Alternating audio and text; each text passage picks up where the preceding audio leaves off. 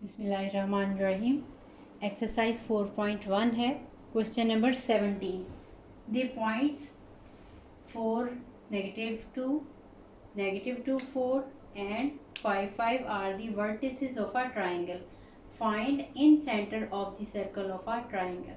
आपको तीनों वर्टिसेस दे दिए हैं ट्राइंगल के और आपने इन सेंटर जो है वो सर्कल का फाइंड आउट करना है। इन सर्कल कहते हैं ऐसा सर्कल जो ट्राइंगल की तीनों साइड्स को टच करे। ठीक है, पहले क्वेश्चन में हमने पढ़ा था जो सर्कम सर्कल है, सर्कम सर्कल तीनों वर्टिसेस को टच करता है, यहाँ से तीनों पॉइंट्स में से गुजरेगा।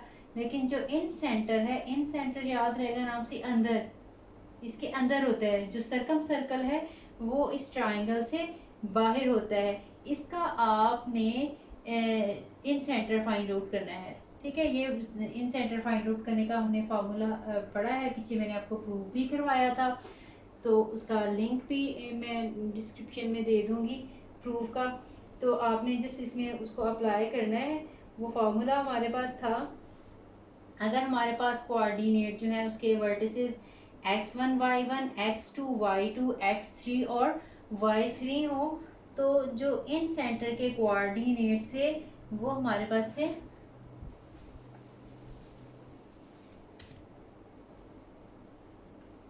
कोऑर्डिनेट्स ऑफ इन सेंटर, या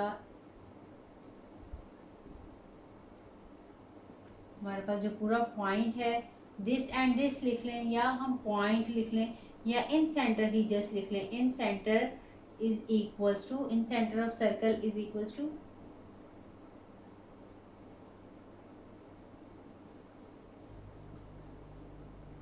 that is ax1 plus bx2 plus cx3 divided by a plus b plus c। इसी तरह से ay1 plus by2 plus cy3 divided by a plus b plus c।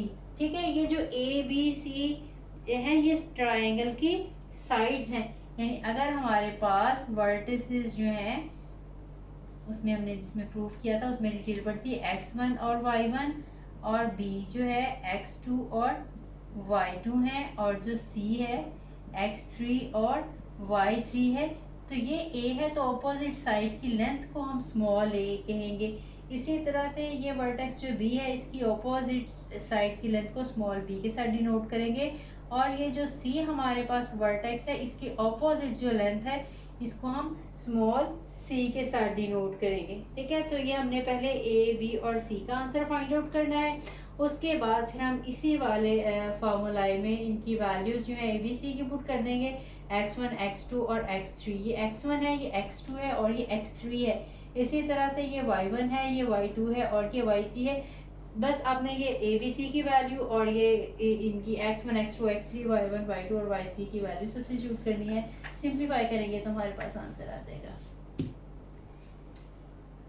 a is equals to B C length, that is equals to -2 minus 5 square plus 4 minus 5 square. ठीक है, इसका अपने square root ले लेना है, ये आ जाएगा -7 का स्क्वायर लेंगे तो 49 आ जाएगा, ये -1 आ जाएगा, -1 का स्क्वायर 1 ही आ जाएगा, दैट इज 50 का स्क्वायर रूट। और 50 का स्क्वायर रूट जब हम लें तो वो आ जाता है 5 और स्क्वायर रूट 2। ठीक है, ये मैं आपको काफ़ी दफ़ा जो है ये फाइंड आउट करना बता चुकी हूँ, फिर भी अगर कन्फ्यूजन है किसी को तो वो पूछ सकता है। बी की लेंथ हम फाइंड आउट करेंगे, वो ए और सी के डिस्टेंस के इक्वल है। ठीक है, ये ए है हमारे पास और ये सी है, इन दोनों का डिस्टेंस आपने लेना है, इनके एक्स कोऑर्डिनेट का डिफरेंस, इनके वाई कोऑर्डिनेट का डिफरेंस, उनके स्क्वायर, फिर सम लेना है और फिर स्क्वायर रूट। तो ये आ जाएगा 5 माइनस 4 स्क्वायर प्लस 5 प्लस 2 का स्केयर आ जाएगा। ठीक है, यहाँ पे ये माइनस है तो अब एक फॉर्मूले वाला जो है वो माइनस मिलके यहाँ पे प्लस आ जाएगा। ये हमारे पास आ जाएगा 1 प्लस 49 का स्केयर रूट, ये भी 5 और 2 का स्केयर रूट आ जाएगा। इसके बाद आपने सी की वैल्यू फाइंड आउट करनी है। सी की वैल्यू आ जाएगी ए और बी का डिस्टेंस, ए बी का डिस्टेंस आ जाएगा 4+2 स्केयर प्लस -2 -4 का स्केयर, और ये आ जाएगा 36 + 36। ठीक है, ये भी 6 आ जाएगा आंसर, ये भी 6, पॉजिटिव 6 का स्केयर भी 36 और नेगेटिव 6 का स्केयर भी 36, और 36 ऐड करेंगे तो वो 72 आ जाएगा। 72 को करेंगे तो 6 और 2 का स्केयर रूट आ जाएगा। अब हमारे पास ये तीनों के तीनों आंसर्स आ गए हैं। इसी वाले फार्मूला में हमने इनकी वैल्यूज जो है वो सब्स्टिट्यूट करनी है तो आंसर निकल आएगा।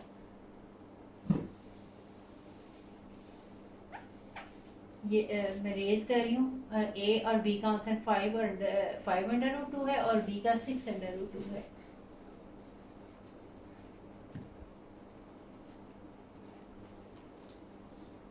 अब देखिए ए का आंसर है 5/√2, इसको हम मल्टीप्लाई करेंगे x1 के साथ, दैट इज 4, प्लस बी का आंसर भी 5/√2 था, इसको मल्टीप्लाई करेंगे -2 के साथ।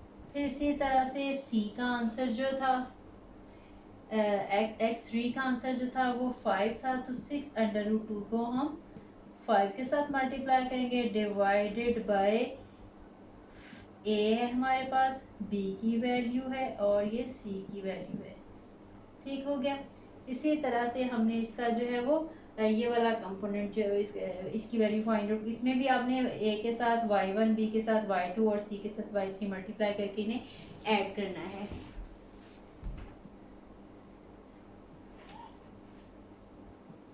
(5/√2) इसके साथ y1 हमारा है -2, प्लस हमारे पास है नेक्स्ट वैल्यू 5/√2 और y1 हमारे पास है यहाँ से 4 और फिर हमारे पास 6/√2 और ये भी 5 है,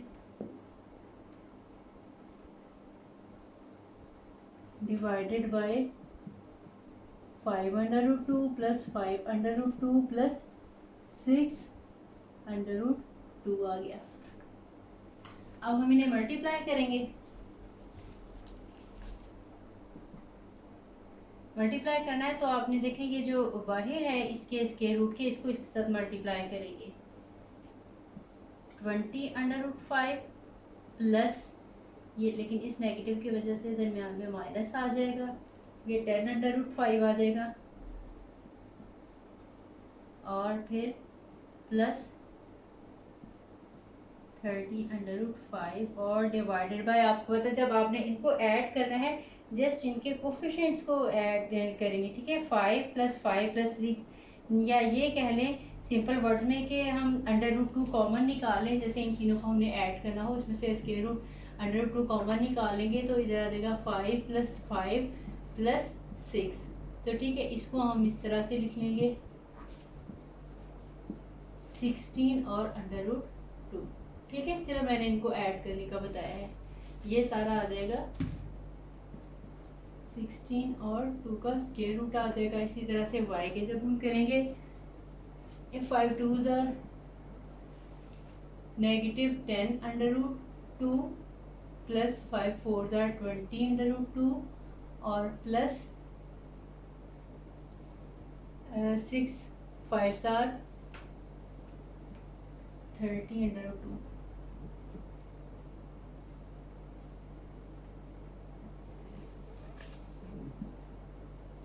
और ये सेम है यहाँ पे 16/2 आ जाएगा। अब फिर अगेन इनके हम सिर्फ जो है कोफिशिएंट्स इनको देखेंगे, आइडिया से ब्रेक करेंगे और √5 लिख दिया, सॉरी सर √2 आना था यहाँ पे।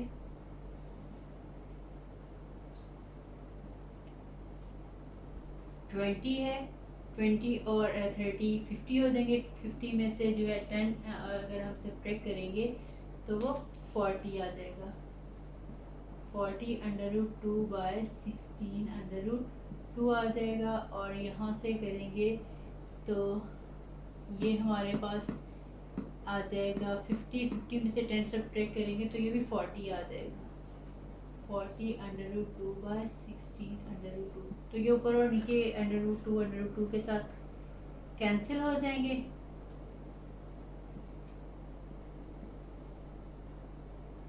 इनकी हम जो है वो सिंप्लीफिकेशन कर लेंगे तो ये आ जाएगा 5/2 8 के टेबल के साथ। ठीक है, इसकी कटिंग हो जाएगी 8 2 जार 16 और 8 5 जार 40। इसी तरह से ये भी सेम 5/2 आ जाएगा। ठीक है, और यही जो है इन सेंटर के कोऑर्डिनेट्स हैं। इन सेंटर जो है इन सेंटर के पॉइंट्स हैं, ये इन सेंटर है।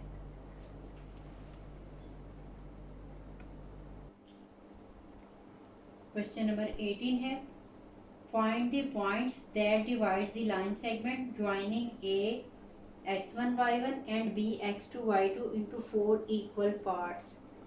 अब ए और बी लाइन है,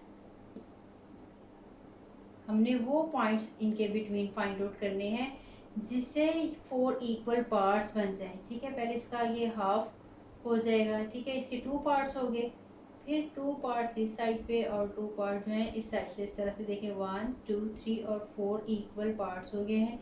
इनके नेम्स रख देते हैं, कोई से भी नेम इनके रख दें, आपकी मर्जी है। सी डी और ई रख लेते हैं। ठीक है, और इनके कोऑर्डिनेट्स भी सपोज कर लें, या ना भी लिखे नेम एज इट इज़ भी निकाल सकते हैं। ये कोऑर्डिनेट्स x1 और y1 दिए हुए हैं और ये कोऑर्डिनेट x2 और y2 हमें दिए हुए हैं। अगर आपने लेने हैं इसके x3 और y3, इसके x4 एंड y4 और इसके x5 एंड y5 ले लें, अदरवाइज हम एज इट इज़ ही निकाल लेते हैं। अब हमने ये सारे पॉइंट निकाले। अब देखेंगे जो C पॉइंट है ये इंटरनली डिवाइड कर रहे हैं तीनों पॉइंट्स।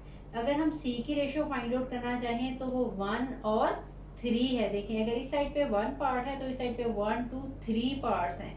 इसका मतलब है जो C है वो AB को 1 और 3 की रेशो में डिवाइड करता है। ऐसे भी हम कर सकते हैं कि पहले इनका हाफ कर लें, मिड पॉइंट इन दोनों का फाइंड आउट करें तो D आ जाएगा, फिर D का और A का मिड पॉइंट निकालेंगे तो वो C आ जाएगा, और D का और B का मिड पॉइंट निकालेंगे तो वो E पॉइंट आ जाएगा। या हम इसको वही रेशो फार्मूला अप्लाई करके भी फाइंड आउट कर लेंगे। तो C के कोऑर्डिनेट्स हमने फाइंड आउट करने होंगे। हम लिखते हैं C divides AB in the ratio 1 and 3। ठीक है, 1 and 3 का और मतलब है 3 and 1 AB ले रही हूँ। ठीक है, इसी डायरेक्शन में। तो A वाली रेशो आपने पहले लिखनी है, B वाली साइड वाली रेशो आपने बाद में लिखनी है। सो C के हमारे पास जो पॉइंट्स आ जाएंगे, अब हम इस पॉइंट को मल्टीप्लाई करना है हमने 3 के साथ, और इसको जो इसके B के पॉइंट्स है इसको मल्टीप्लाई करना है हमने 1 के साथ। लेकिन प्लस आना है, आपकी अपनी मर्जी है। पहले आप 1 वाली रेशो के साथ मल्टीप्लाई कर लेंगे, पहले 3 वाली रेशो के साथ मल्टीप्लाई कर लें। पहले मैं 1 वाली रेशो के साथ मल्टीप्लाई कर लूँगी। 1 वाली रेशो के साथ आपने x2 को मल्टीप्लाई करना है, x2 इंटू 1 और x1 इंटू 3।